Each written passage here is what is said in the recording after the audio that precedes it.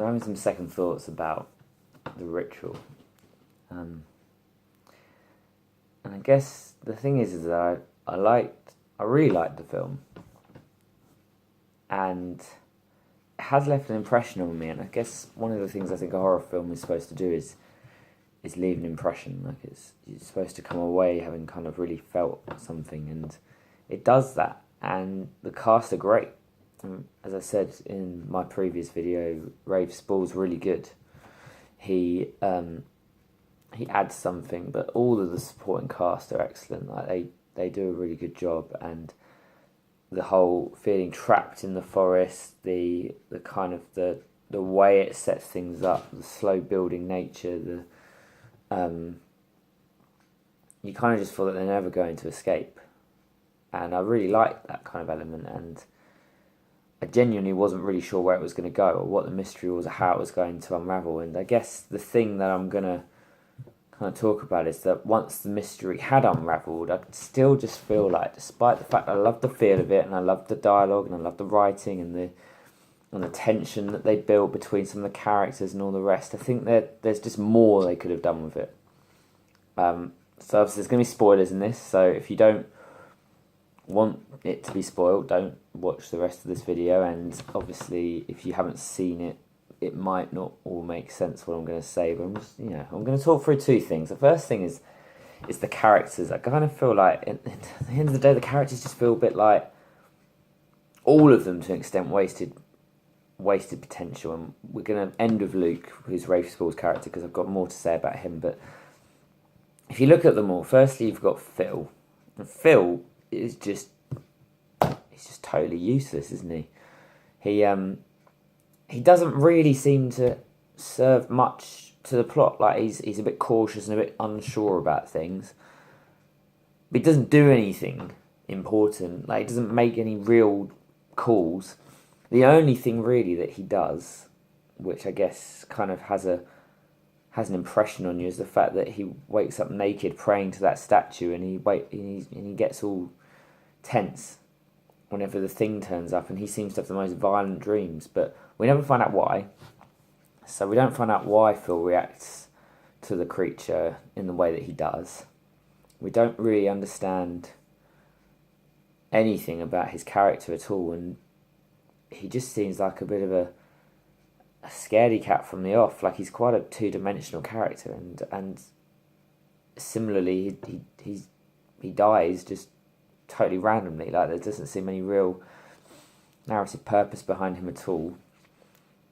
Hutch, on the other hand, more interesting. The archetypal male. He's obviously been the ringleader of the group. Like he makes the calls, makes the decisions, and like there's a lot of respect for him. They all like him. Like I really like how his character is set up, and actually the fact that his character seems to be the natural leader of the group, and yet he's the one who dies first. Obviously that's really clever, because that sends the other three into a bit of a panic, because Phil obviously doesn't really know how to make decisions, and there's a lot of tension between Dom and between Luke, who don't really like each other, and that's all set up really well by the fact that Hutch dies first. So I really liked that thing that they did.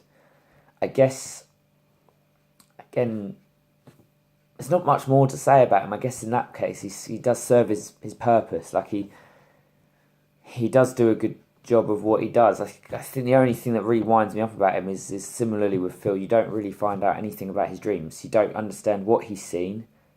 You don't get enough of an insight into how he's feeling.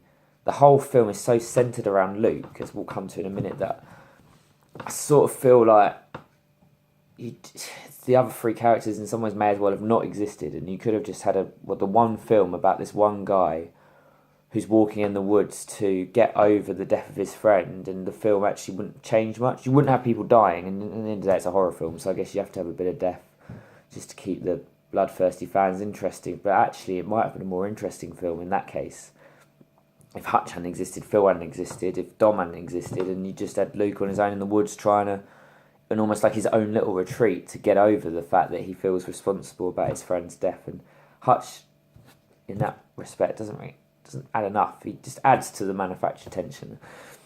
Dom, on the other hand, is quite interesting. Now, obviously, we do find out about his dream, and I think that was really well played. I think the fact that he sees what he wants to see, like the god kind of knows him and shows him what he wants to see and then kills him, but almost in a way where he's not totally aware. I think that's clever.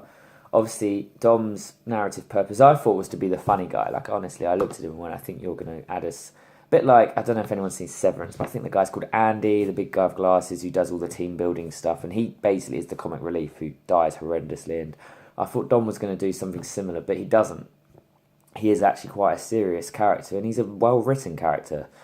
You can see where he fits within that group of uni mates. Like, you can just see him, like the slightly pernickety one, the one who gets annoyed and embarrassed about any of the funny drunken stories, the one who probably got married first and probably they don't see as much of socially and sometimes irritates them in his OCD, and the one who's a bit of a drama queen and they never do anything. You can see it. You can see his character really fleshed out well. It's well written, but he also is the one who has the balls to say to Luke that we all think you're responsible, and that creates some really good tension because in the end those two do have to come together and settle their differences because they're the last two left. So I really liked that. I guess I feel frustrated in a way that you sort of only really come to like him towards the end, and I think they could have just written it with a bit more. Like, I kind of, in some ways, maybe if Luke had saved him or tried to save him, I don't know. I kind of, but I think he's well done. So I can't.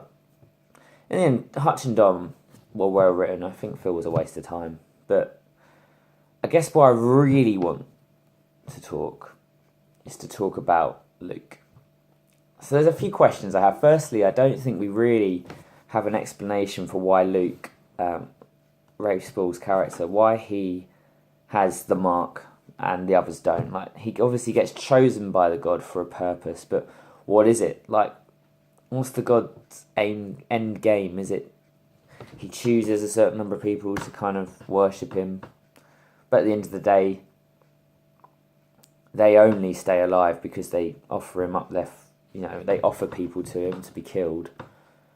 But I guess my question is why Luke, not the others? Like, is it because he saw real pain from this person, but not the others? Because actually, at the end of the day, they all lost their friend. I know Luke was there, so he feels more responsible, but I just don't understand why him specifically, what's going on there, because at the end of the day, Luke totally screws up the whole thing. So surely this god would have known that too, but he doesn't. Or maybe he does, we'll get onto that. The other thing is that Luke obviously sees lots of visions of the supermarket that his friend was killed in, and again, I say to myself, well, what's the point of that? Is the god showing him that? Is he seeing that for himself? Like, is that just coming at him? Like, is it only him who can see that? Is the god not generating it? It's just his mind bringing him back to the feelings of guilt from before, and the fear and almost like the frozen fear that he had of not wanting to do anything then, and now he's like, oh, it's the same situation. This time I have to do something, and he's just seeing it for himself. I don't really know. Like, I guess it doesn't answer that question. Maybe that's part of the point, but I sort of feel, if the god has generated those images to scare Luke, what's the point? Like, it almost feels like the constant reminders of the supermarket don't serve a point if what is happening is literally what is happening. And I suppose, again, I don't really like or get the ending, because so Dom says to him, burn the whole place to the ground. He doesn't do that. Sure, he burns the people, but they're the victims. I know they're the ones who are, they're setting this ritual to, for Luke to become into the group, and they're the ones who are sacrificing people. But at the end of the day, they're the victims. Like, they're just trying to survive. The real, horror of the story is this god who's killing and eating people, and well, he's not eating them, is he? He's hanging them off trees, but Luke doesn't defeat him, he defeats them, he kills all of them, and then runs away. And he doesn't burn the whole forest to the ground, as far as we can see. Maybe the fire would have spread and burnt the whole forest down, maybe, I'm not sure that's totally where we're going with that. So he doesn't really do what Dom says, and he kind of just runs away.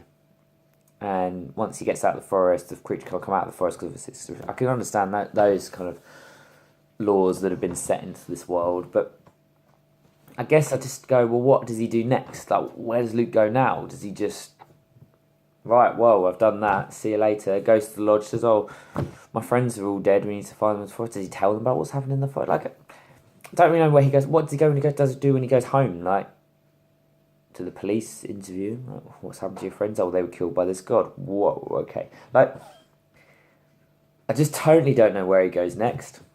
If we're looking at this as a literal story, I don't understand. The ending is almost just leaves us in a what?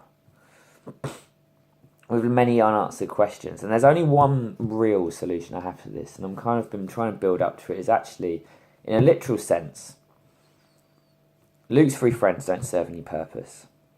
And this God thing doesn't make a lot of sense, and the people in the village don't either. And actually, when you the supermarket images and the ending and the way he just kind of leaves it, kind of gone ha the god, and then walks off, that doesn't make a lot of sense either. And it makes me wonder.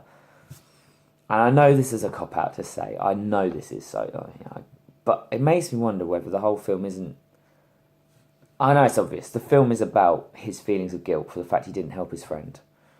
And it's about him trying to get over that. But I just wonder if actually the whole thing literally isn't happening. Whether it's just convenient that 6 months later he's in the forest, the same place where his friend said they would go. Well, personally, I don't know if I'd have done that. Maybe I would have done, maybe I wouldn't, I don't know. He's with his friends. And all these different things are happening that don't make any sense. And you don't get anyone else's perspective. Like, you don't get the perspective of what happened in Hutch's dream or what happened in Phil's dream. And they're not totally not the narrative is not interested in telling you about what happened in their dreams. It's not really interested in telling you about many of their thoughts and feelings as long as they're talking to Luke. The only conversations you get are conversations to Luke. Everything happens around him.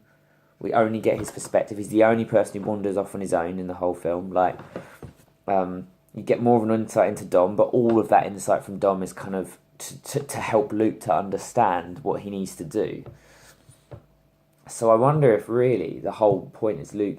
Maybe Luke has gone for a trek in the woods to himself, or maybe Luke is just, it's his way of conceptualizing it. So actually, the reason we keep getting flashbacks to the supermarket and things that don't quite make sense because you wouldn't see him in a forest is because actually Luke is in his mind creating for himself this world which is a fearful world where he's lost everybody. Maybe his friends have abandoned him. Maybe no, they don't want to be his friends anymore because of this fact that they can't be around him because they feel like he's responsible. And actually, Luke, the demon that he's really conquering and the demon that he's really fighting against isn't this God thing. It's the fear, it's the guilt, it's the shame. And that's why we don't really get an ending. Like, in the end, he faces up against this thing that's real. These feelings of condemnation, these feelings of my friend has died and I'm sad and I can't do anything about it anymore. You know, as that line in the film where he says, when I think it's Hutch says, it wasn't supposed to happen, but it did. And maybe Luke's facing up to that, it wasn't supposed to happen, but it did. And he looks it in the face and he ends it. Like, he ends that guilt and he walks away from it. And to me, that's the triumphant reason for the film to exist. Actually, what's literally happening in front of you is nothing more than a metaphor for what's really going on in Luke's head. And I think if you try and make sense of all of the components, the physical components and factors of the film, you end up going, none of horror film doesn't make any sense. And that's a bit how I came across in my review. But when you think about it, I think it's trying to almost set up a bit of a metaphorical story about how do we get over guilt, how do we get over shame, how do we get over condemnation. And perhaps in that case, it all being focused around Luke means maybe it didn't actually happen at all. But it's about what it's about. So, those are my thoughts anyway. So, in retrospect, it's a good film. I like it. I think it was really well done. Maybe it's too subtle for its own good, or maybe everything I've said is a load of rubbish. So we'll say it's a 3-star film, a 6 out of 10. and I guess I'll see you for another one soon.